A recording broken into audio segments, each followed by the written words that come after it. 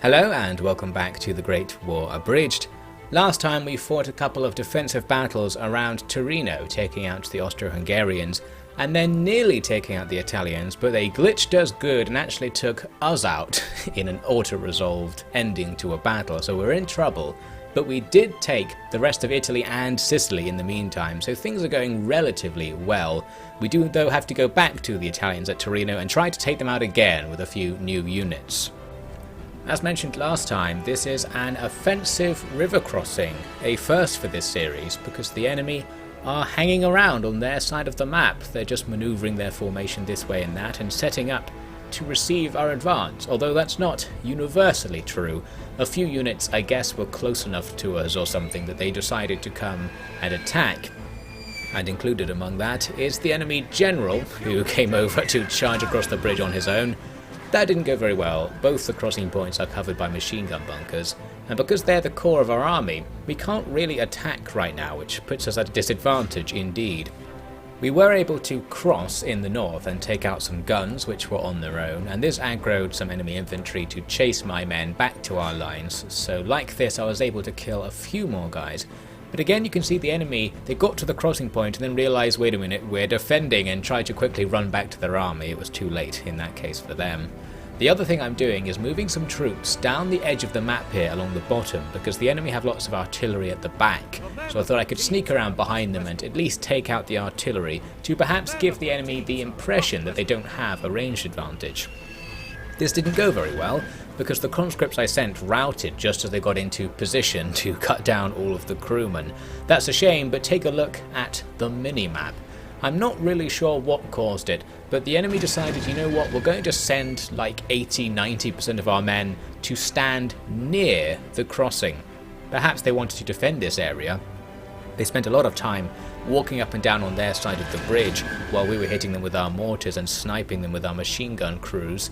And eventually they thought, you know what, let's just go across. We managed to trigger them into attacking us, and across they come. So this is perfect, this is exactly what I needed to happen. Again, not quite sure why they actually came over here, whereas the first time I played this battle, they did not come anywhere near the crossings and things were looking really bad.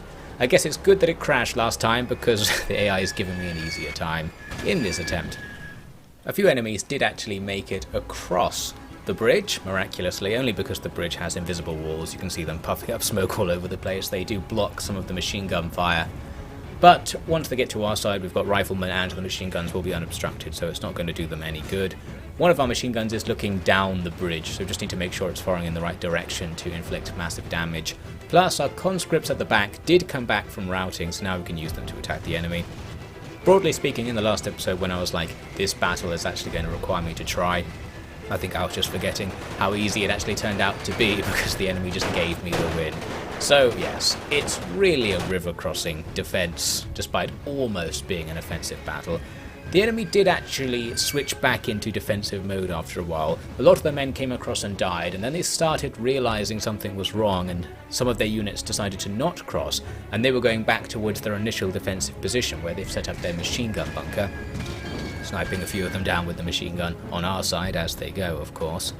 Plus, they do have reinforcements coming in. They've got a second army, but that second army is full of really damaged units like these ones we see here. They will, though, be enough to get rid of my conscripts behind the enemy force, so those conscripts had to run for it. A few of those reinforcement units came to cross the bridge, and that did not go very well. A lot of them were just going after the conscripts, though, and this is not a very good matchup because even with all those enemy units being damaged, they are still good and conscripts are still trash, so we need to get out of there. But you can see though I have lured them back towards where the river crossing is.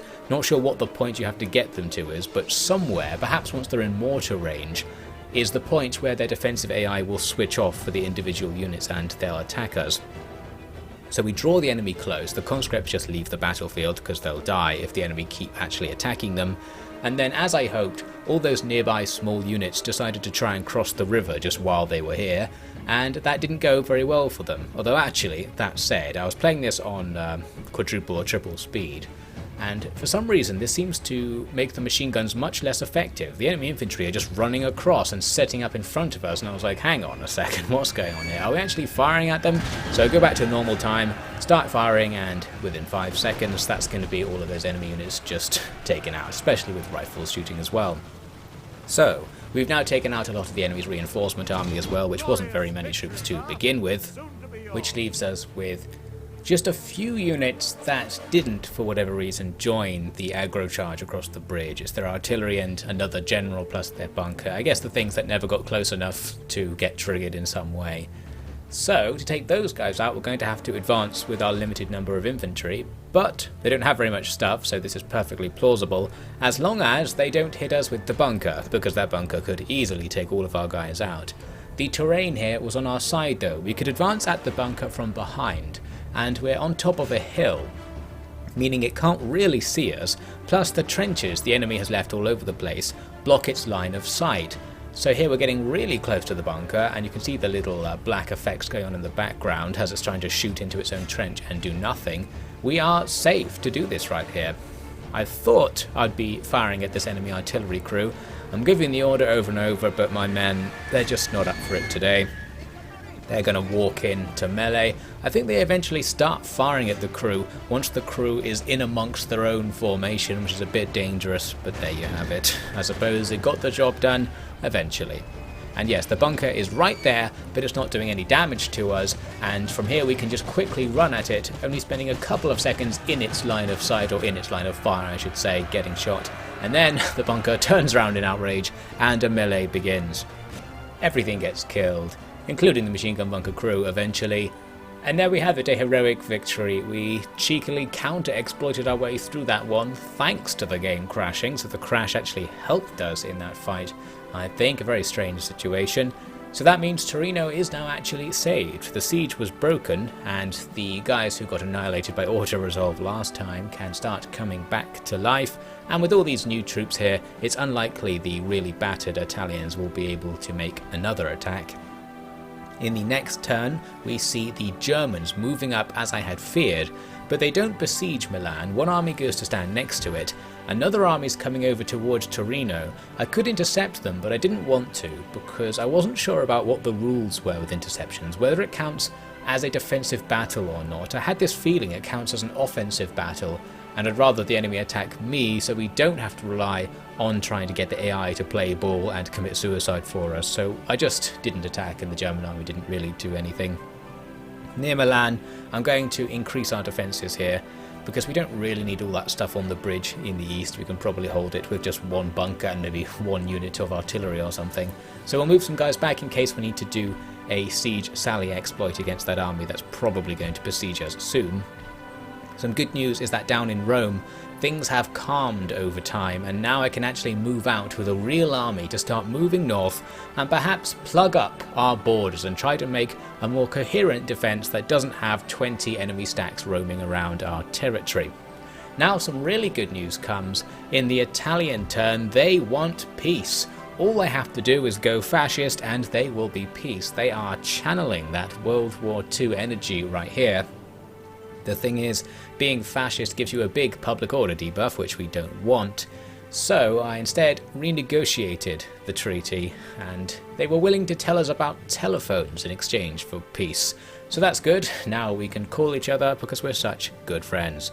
Good stuff. And while before we've got peace treaties, it hasn't really meant anything, this time the peace treaty is more permanent. I don't think Italy are hard scripted to be at war with Belgium in this mod, so we can have lasting peace with Italy. It's just that they're allied to our enemies, so our enemies might pay them to come back into the war or something. But in theory we can be at peace. So here in the next turn, the war hasn't been reinforced. We're at peace with them.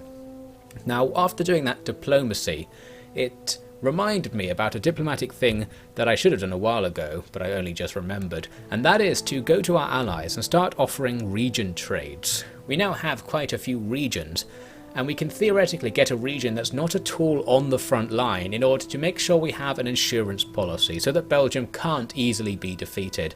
What I wanted here was Gibraltar. After negotiating with Britain for ages, I was able to get this deal to go through. I had to give them Torino and some random tech in exchange for Gibraltar, so Britain is winning on the deal here, but the strategic potential of Gibraltar is very great, as we'll see in a sec. Then this message appears. Apparently the campaign's going to end in 8 turns. Yes, it actually ends at the end of 1918, according to the start screen for the campaign. So things are about to cease, with the war actually having not really started in terms of the main body of the war. But so far, Belgium is winning. We've got Italy now, so if the war ends on these terms, I'm sure Belgium will be happy. There's Torino, now under British control, so we can consolidate our men and not bother defending it, which might help us out. And here is Gibraltar, now under Belgian control. Looks like the British had a couple of stacks there who are going to have to awkwardly walk off, not sure what they can do. Now the point of me taking Gibraltar specifically is it has a port that's right by a whole load of trade nodes, and it controls a naval choke point. So here we can spam out the trade ships. They take a long time to build, and with only 8 turns left in the campaign, this isn't going to be really useful at all. But in principle, Belgium can now take over the world's shipping because the AI isn't doing it, and we can become extremely rich, getting like 40k a turn off trade by just taking all the nodes. Although in this campaign, as I said, it's not going to be all that useful. There was apparently a good side effect from this Torino deal, in that the Germans who were there decided to not attack either Torino or Milan and have walked off to start going towards France. That's a turn up for the books. Now I've got this one transport ship which I built at the very start of the game and has been sitting in the sea the whole time. Finally it's made it back to a friendly port. And my idea with that transport is, well, we could theoretically grab a bunch of guys and sneak them back over to Belgium, because there might be no one there. We might be able to just cheekily retake it as long as the enemy let us get there. This plan did not last for very long because we got naval blockaded. The Austro-Hungarians have quite a few fleets in the Mediterranean, and they are determined to blockade all of our ports, so we can't really deploy troops out by ship. And that also, by the way, is why having all of those trade nodes is useless, because we can't ever reliably have an open home trading port, so getting a trade income just isn't going to happen. All I'm really doing here is waiting for the campaign to end at this stage, and one thing I want to do is watch France actually get attacked by Germany. That's how World War I ends. Germany attacks France after 4 years tangling with Belgium. Here we are in the next turn. Germany took Marseille instantly, which was strange because normally we've seen the AI likes to besiege something until it runs out of supplies. It also didn't lose any men, which makes me think that France actually surrendered Marseille of all things. The memes intensify, even though surrendering it probably was the right thing to do. They only had like 2 units there. Anyway, a couple more turns pass without anything in particular happening, and now my ships down at Gibraltar are ready. So we can show, in principle, how this would have worked. We throw a trade ship onto each of the nodes, and because they're all just open, the AI wasn't paying any attention, we can have all of them. It's diminishing returns, so it's better to have your ships spread out across as many nodes as possible, but you can stack like 7 or 8 ships on top of a node before it stops giving you extra money. So yeah, we could make thousands doing this. We could easily get 10,000 just from the nodes around us, and you can get like 30-40,000 if you take all of the nodes across the entire map. We'd have to have an actual fleet to secure such water control, but with the money from these nodes, theoretically possible, although, as I said, the lack of a home trade port that's reliably open means it wouldn't actually be very good in the long run in this campaign. We'd need to be at peace and have basically done this right at the start. Anyway, something that actually happened was that Germany did take Torino from Britain, so now Britain and France have been forcibly involved in the war right at the very end. Good for them. I had this idea that what if I go and retake Torino, thinking I could cheekily give it to Britain again and try to get something else off them this time, like get Wales and just still give Britain Torino. That's not actually going to work, for reasons that will soon become clear once we get into this battle. It started off ordinarily enough. It's another case where we're attacking across a river, but the AI was willing to attack us, so the brunt of their force, the bulk of it, can be taken out without us having to do anything. They're not necessarily trying to cross to our side, but they're willing to go and sit on the bridge, and that's good enough. We can use our machine guns to take everything out. After most stuff was dead, the enemy seemed to change their strategy. They gathered up everything they had left, and they started moving it over towards the corner of the map here where their reinforcements had been coming on. You can see the cavalry first and infantry are on the way. They're just going to stand there, and I thought, well, if you're going to blob up in the corner, I'll actually cross and go to try and take out those units just with a normal battle. However, not everything was over there. They had one hidden unit, and here's me discovering it. I was looking at this river crossing, it's covered in bodies, and I was like, are those enemy bodies? Don't really remember. And then I was like, wait a second, we're losing men here. And finally I realised we're being given a taste of our own medicine. There's a German machine gun crew firing at the crossing as I was using it, and we lose hundreds of troops, even more after I give the orders to stop crossing. We need to run back, but our men are a bit slow on the uptake. Finally off they go, but the machine gun has long range and can fire at us even actually where I told the men to go, so I have to run all the way to the back of the map to get out the range of those machine guns. Very deadly stuff. The AI did feel sorry for me, so it sent all of its stuff to come and make the crossing again. So they're going to go for it, and once again our machine gun bunkers will deal with the rest of the enemy army. I did have a couple of actual units coming from the east, having used the other crossing. They were intended to go take out those machine guns, but now they're going to have to face a few units. I was initially a bit worried, but actually we're fine. 2 units of rifles is more than enough to stop what is basically a bunch of cav just walking at us. So yes, the rest of the enemy army isn't going to be very much trouble, but the battle itself will still give us some trouble, because as we advance through everything and get to their last units, it's one of these situations. They've got a machine gun crew that's half in, half out, and we cannot attack them. Here my flamethrowers go in to take a look, but really all they can do is dance. We just can't take on these enemies. And that means, well, it means what you think it means. Even at the very end, the game is giving me one of these one more time. I will take my defeat. Thank you very much. A valiant defeat. At least we didn't get our entire army just wiped out in the aftermath of that battle. Everyone still seems to be alive, although we did take heavy casualties thanks to those enemy machine guns. But it means my plan to sneakily take Torino and give it to the British isn't going to happen. And with this I thought, well, it's early December 1918, we might as well just wait until the end of the year and see what happens. The Germans are marching all over the place. They've actually spread out down the Italian peninsula. They're no longer bunched up near Milan. The next turn starts, and I thought, that's strange. The next turn starts. It wasn't meant to start. We're now in January 1919, and we're just still going. I don't know what that message was, saying the campaign's about to end, and the stuff on the campaign screen at the start where it says that it ends in December 1918. Maybe you have to do it before 1918 ends in order to technically win, but there's no loss condition. The war just continues. This was somewhat disheartening, because I was like, oh, I was ready to stop. Now I have to put effort in and actually try to beat all the German armies that are hanging around in Italy to shore up our defences. So yes, I had to send some troops towards Naples, which is suddenly under siege.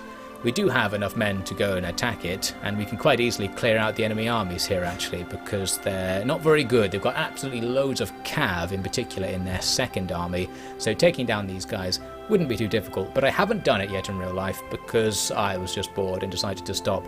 That said, I'm not sure if I'll end the campaign here, because there was one other thing I wanted to try out with this campaign, a big meta exploit that I was thinking about to actually make some use of the fact that we control Gibraltar. So I'll give that a go. I will have already done it by the time you see this, so if it says that this is the final episode, you now know why. Otherwise, let's just say the war ended with Belgium capturing Italy in 1918. But in an alternate timeline where the war keeps going, let's see what else Belgium can cheekily do.